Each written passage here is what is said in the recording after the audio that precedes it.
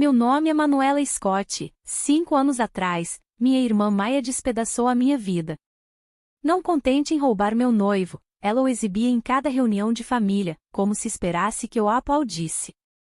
Eu fiquei em silêncio, não por fraqueza, mas porque decidi, no dia em que ela o tomou para si, que seria a última vez que teria algum poder sobre mim.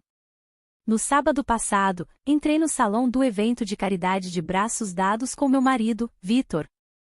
O lugar brilhava em tons de ouro e prata, um ambiente onde cada olhar era uma negociação.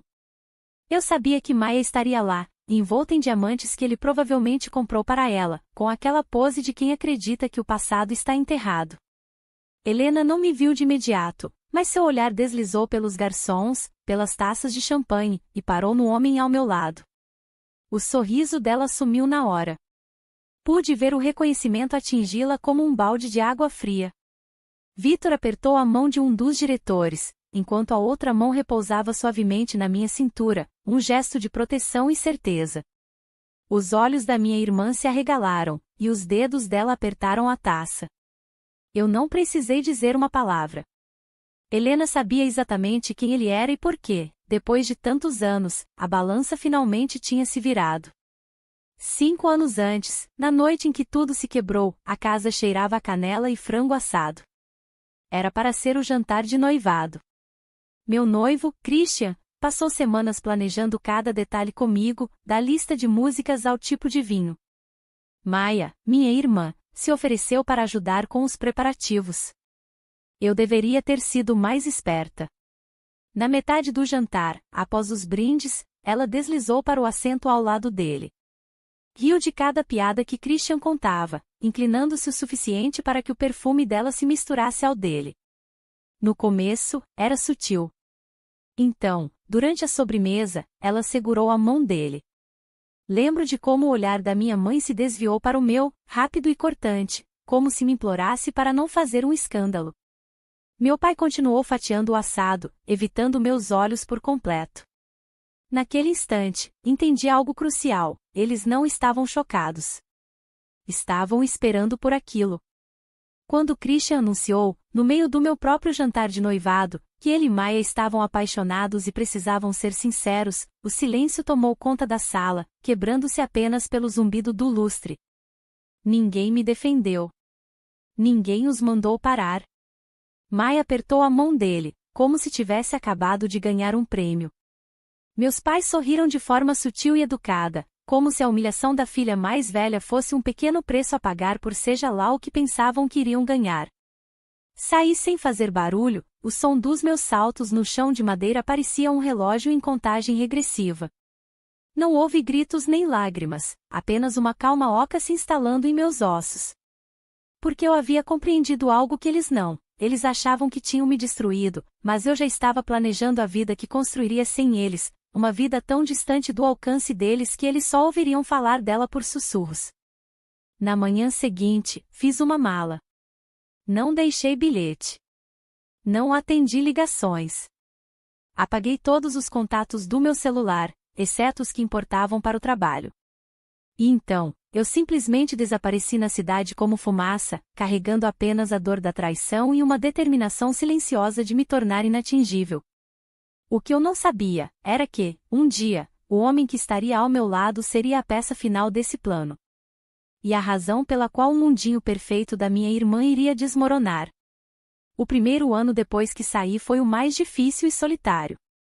Aluguei um apartamento em cima de uma livraria, numa parte da cidade onde minha família nunca colocaria os pés. Ninguém lá me conhecia como a filha de Carlos e Helena Parker. Eu era apenas Manuela, a mulher que trabalhava até tarde e mantinha as cortinas meio fechadas. Durante o dia, eu me afundava no trabalho. Eu já trabalhava com marketing, mas agora encarava cada projeto como um degrau. Aceitava os trabalhos que ninguém queria, aprendi a lidar com a parte financeira do negócio e estudei os contratos por conta própria para que ninguém pudesse me enganar de novo. Às noites eu dedicava a cursos de negociação, finanças e liderança. Era exaustivo, mas a exaustão era mais fácil de suportar do que a dor da traição. Às vezes, na quietude da noite, eu me lembrava do sorriso presunçoso de Maia enquanto ela segurava a mão de Christian, do olhar de alívio dos meus pais, Isso não me deixava mais com raiva, me deixava focada. Cada pequena vitória parecia um tijolo na parede que eu construía entre o mundo deles e o meu. Foi durante um evento de gala de caridade, relacionado ao trabalho, que eu conheci Vitor Reis. Ele era alto, calmo, e seu olhar parecia perceber mais do que revelava. Acabamos na mesma mesa, tendo uma conversa polida sobre salmão e vinho. Ele não me perguntou sobre minha família. Ele nem parecia curioso. Em vez disso, me perguntou sobre a estratégia de marketing que eu havia apresentado e como eu havia lidado com um investidor insistente. No fim da noite, eu sabia duas coisas sobre Vitor: ele era perspicaz e estava acostumado a tomar decisões importantes. O que eu não sabia ainda era que ele vinha de um mundo que minha família nunca seria capaz de tocar. Um mundo onde o respeito não era comprado com charme, mas conquistado através de resultados e lealdade. Começamos a trabalhar juntos em um projeto alguns meses depois. Em seguida, em outro. Lentamente, a amizade se transformou em confiança, e a confiança se aprofundou em algo mais. E nesse processo, eu não construí apenas uma carreira, mas uma vida. 5 anos se passaram até que nossos caminhos se cruzassem novamente com os da minha família. E quando isso aconteceu, Vitor não era apenas o homem que eu amava, ele era o único homem que poderia quebrar cada ilusão que Maia havia construído sobre si mesma. Tudo começou com um envelope creme que foi deslizado por baixo da porta do meu escritório. Sem endereço de remetente, mas reconheci a caligrafia na hora. A letra caprichada e cheia de voltas de Maia. Dentro, um cartão com relevo. Nele, estava escrito: Gala de Caridade da Família Parker, celebrando 10 anos de serviço. Comparecimento solicitado. Solicitado, não convidado. Como se estivessem me convocando. Por um momento, quase joguei no lixo. 5 anos tinham se passado desde a última vez que ouvi a voz deles pessoalmente. Cada interação desde então tinha sido através de e-mails impessoais sobre heranças ou antigas contas.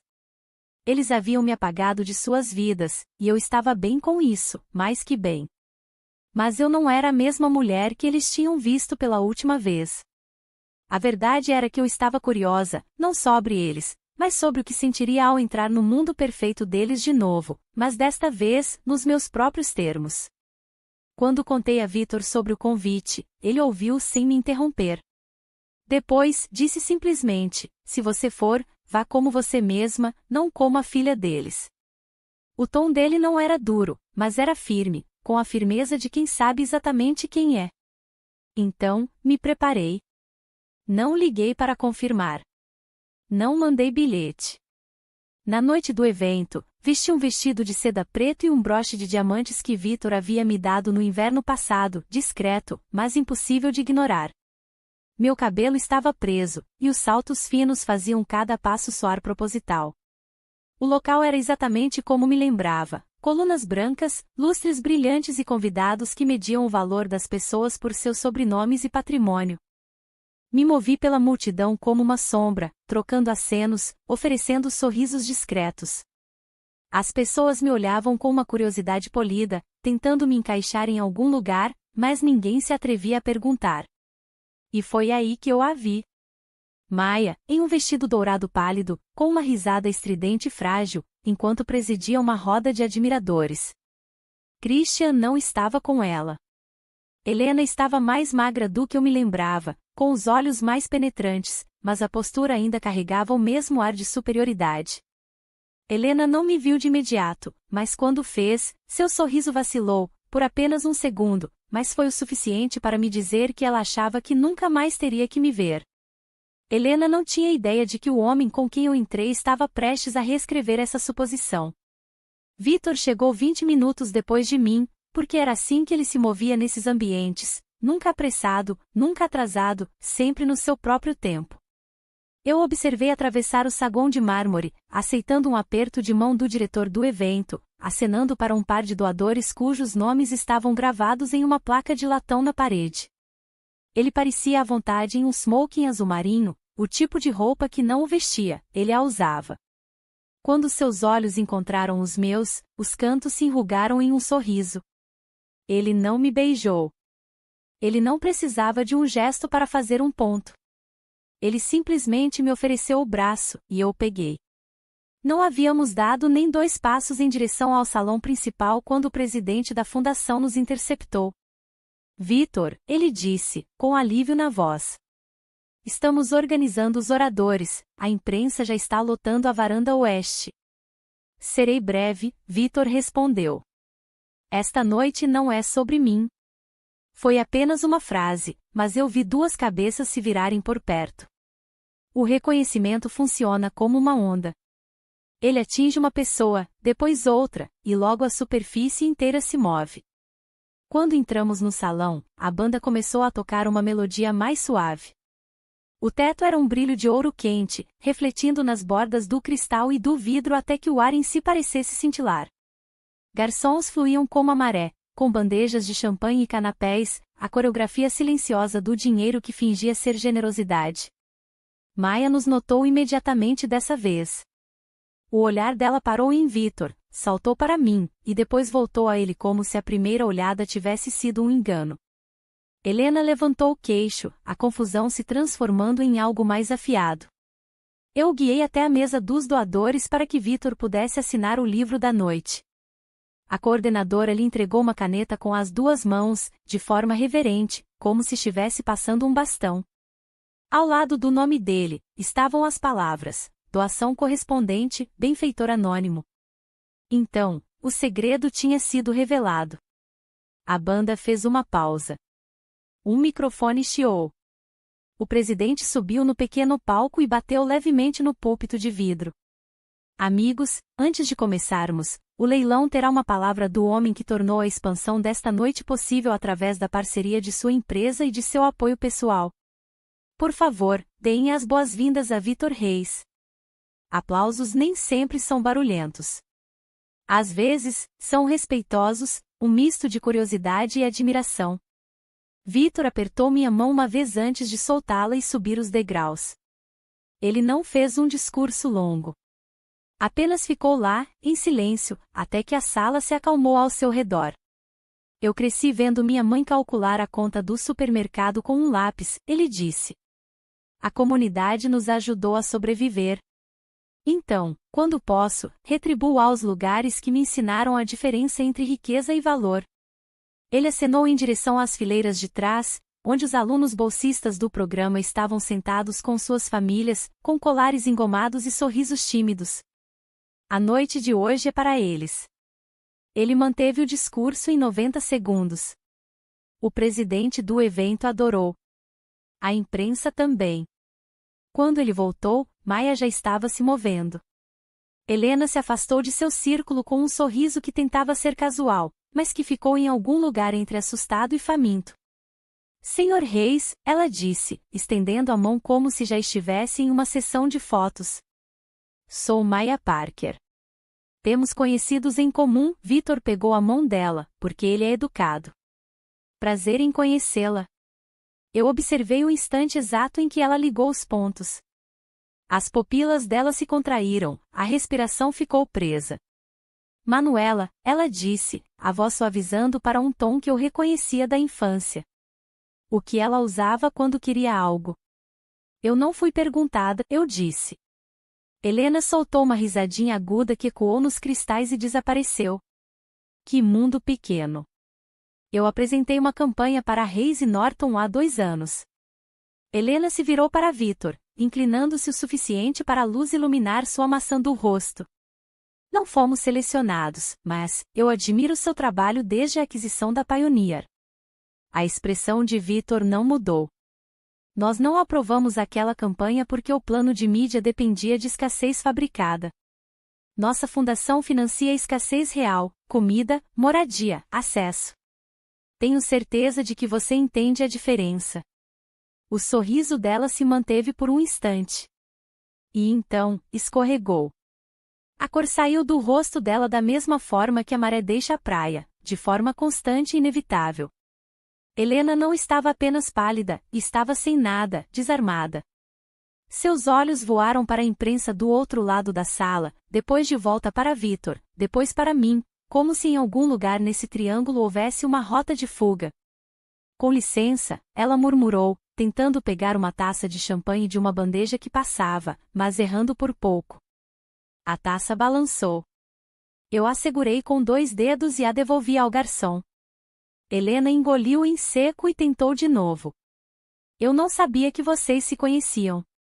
Somos casados, eu disse, e não senti nada além da verdade simples se acomodando em meu peito, como uma pedra perfeitamente encaixada na palma da mão.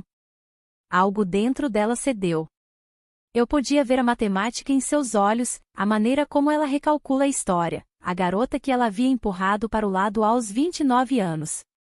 O silêncio que ela confundiu com derrota. E agora, isso. Vitor olhou para as mesas dos estudantes. Se me dão licença, prometi conhecer a equipe de robótica.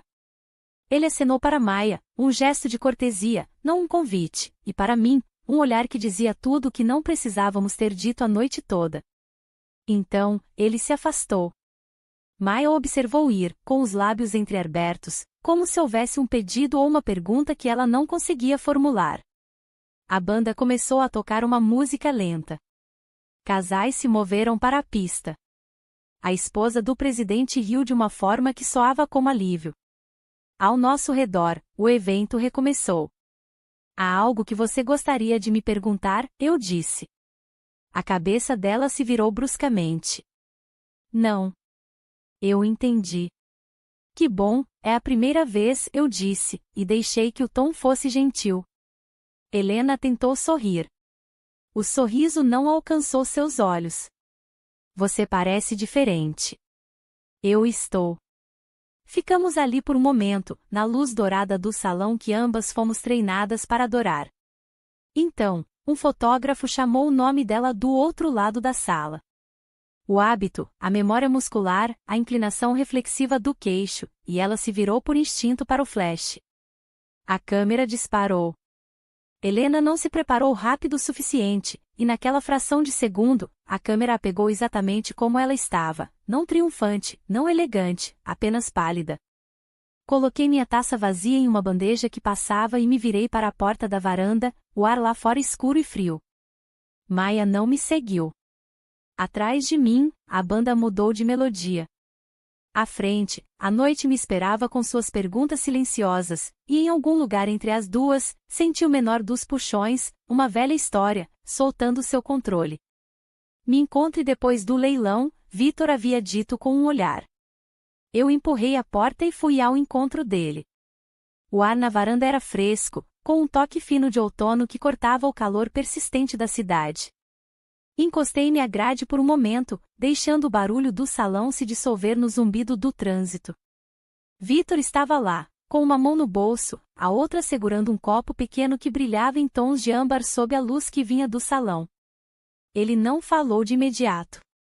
Essa foi uma das primeiras coisas que notei sobre ele anos atrás, sua capacidade de deixar o silêncio sem preenchimento até que importasse.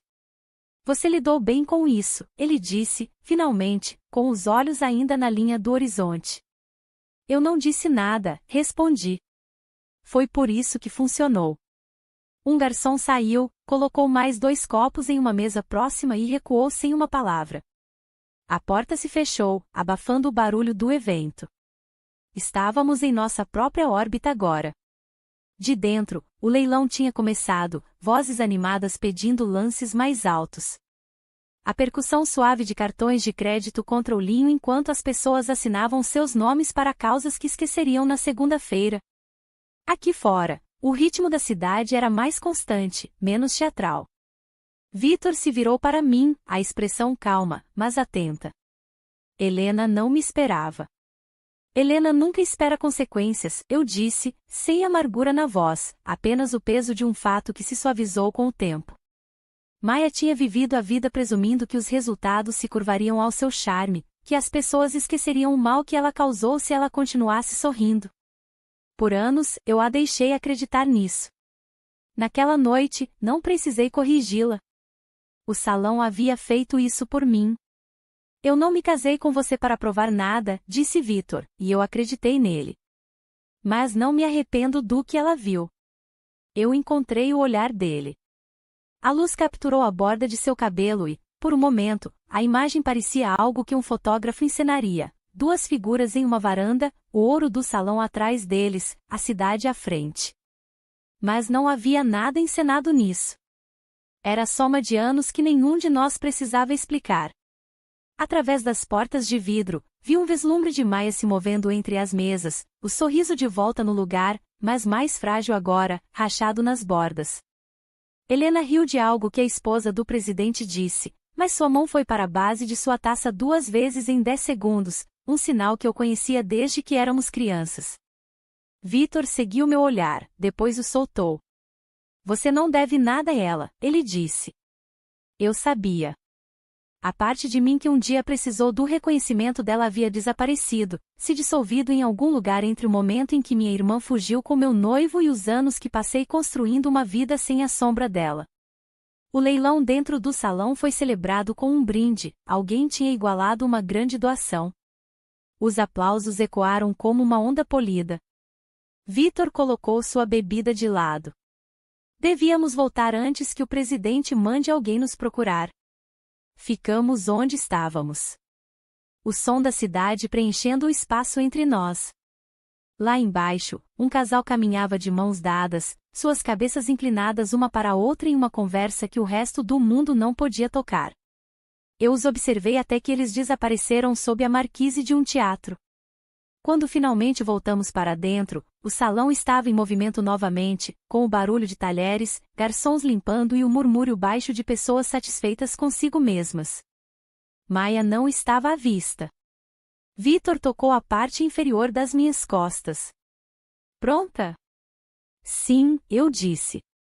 E não estava falando de ir embora do evento, porque em algum lugar, na quietude depois que o rosto dela empalideceu, eu percebi que a noite não era sobre mostrar nada a ela. Era sobre fechar a última porta que ela havia deixado aberta na minha vida. Enquanto nos movíamos em direção à saída, a luz dourada nos seguiu até a porta. Então, as portas se fecharam atrás de nós e saímos para a noite fria.